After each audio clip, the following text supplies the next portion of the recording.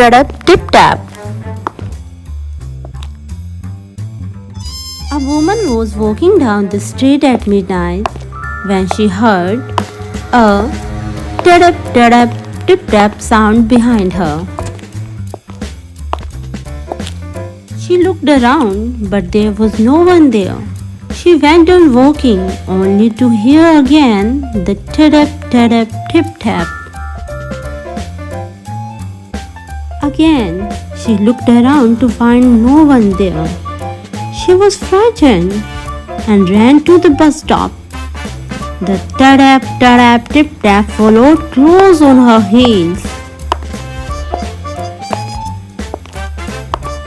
As she sat on the bus, everything was silent. When she reached her stop and got off the bus, she heard the Tadep, Tadep, Tiptap sound again.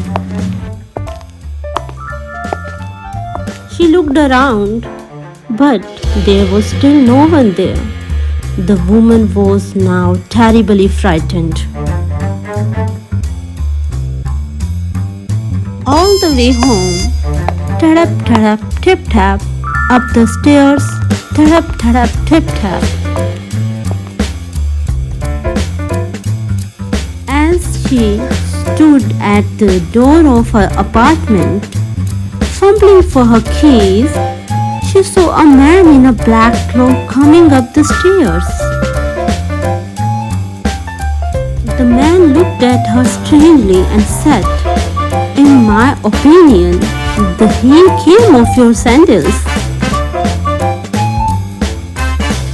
Actually, the sound she was listening all the way was coming from her sandals, because one of the heels was broken off her sandals, and in her fear she didn't notice it.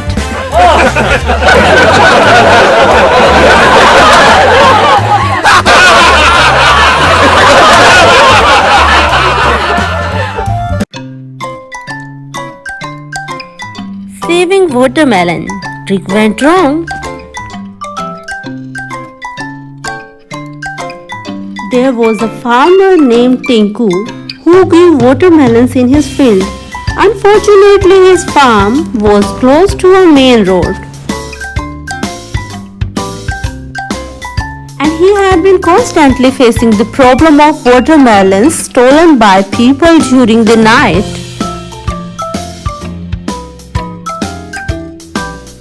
So, he decided to stop this and came up with a cunning idea. In the middle of his watermelon batch, he placed a signboard that read, "Warning! One of these watermelons has been injected with poison." The next day, Tinku came out to check his field and was delighted to find that no watermelons had gone missing during the night. However, he noticed that at the bottom of his signboard, someone had written, "Now there are 2 watermelons which are poisonous." Actually, in the efforts of saving his watermelons, Tinku had invited a trouble because he didn't know which one is poisonous. He only put the board but not poisoned any of them. But the thief had done this.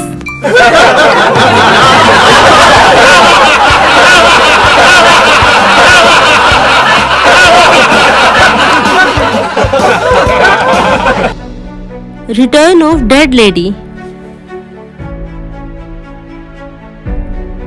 Matthew's wife Smita became deadly ill one night, so he called for a doctor. Before the doctor arrived, Smita had died, or so it seemed. Matthew was so grief-stricken that he locked himself in his room and did not attend the funeral the following day. The servants of the house carried Smita's body to John, who in a drunken position held the ceremony quickly. The veil was pulled over her face, the stone lid was lowered, and the iron lattice snapped off. Later that night, just before the priest fell asleep, John remembered the beautiful diamond ring on the finger of Smita. With the strong wish of getting the ring and thinking that no one would know, John went downstairs, opened the lid, and tried to take the ring out, but it didn't work. He ran and came back with a knife to cut the ring from her finger. When that didn't work, he cut off Smita's finger and pulled out the ring. As John turned to lift the iron lid, he screamed at the top of his lungs. He dropped the ring and ran away.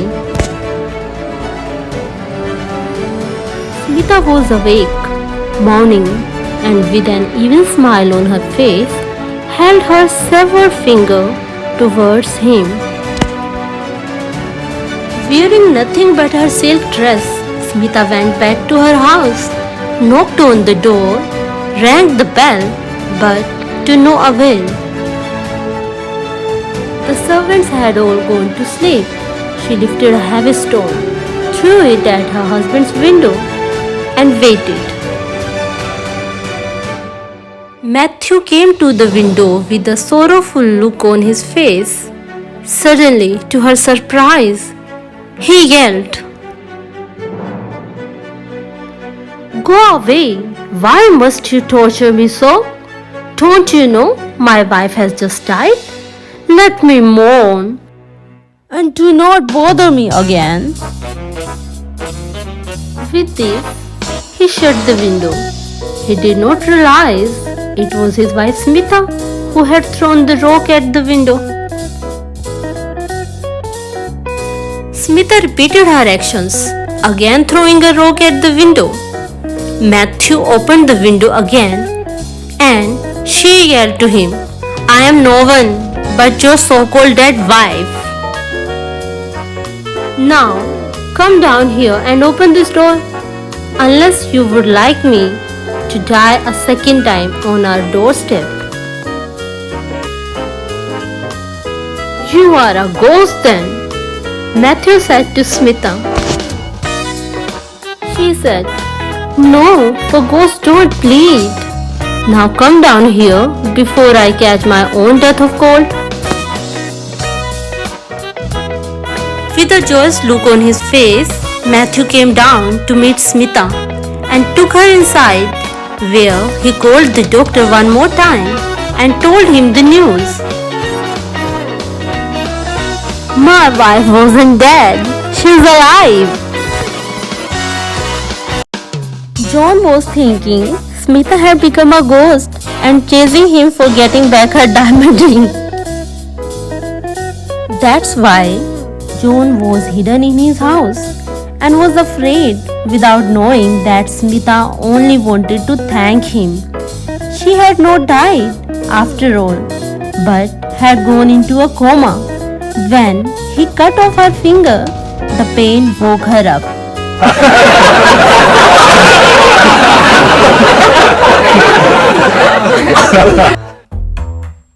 Chasing Tinkling.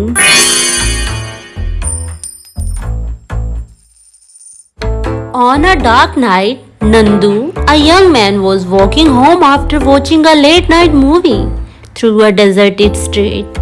As he passed the gates of a small cemetery, he felt as if he was being followed. Suddenly, he heard a tinkling behind him. Afraid to look back, he increased his pace.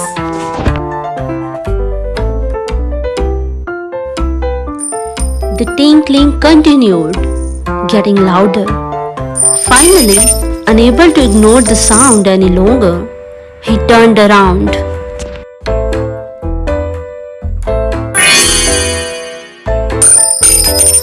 Terror-stricken, he looked behind, but there was nothing. He started running in fear, but Tinkling kept on coming, increasing its pace to match his.